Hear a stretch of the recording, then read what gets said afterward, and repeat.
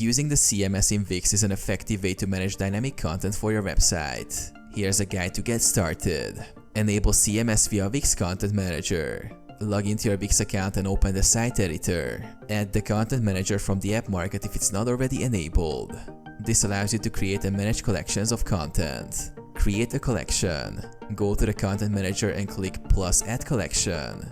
Choose a pre-made template or create a custom collection.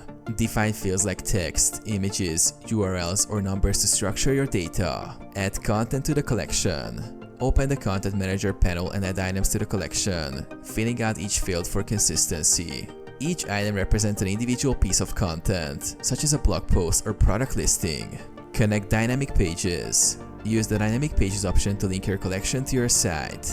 Set up templates that automatically display content from your database. Design the page once. It will dynamically update based on your collection entries. Manage and publish. Update content directly in the CMS or through the editor. Publish your website, and the dynamic content will display live.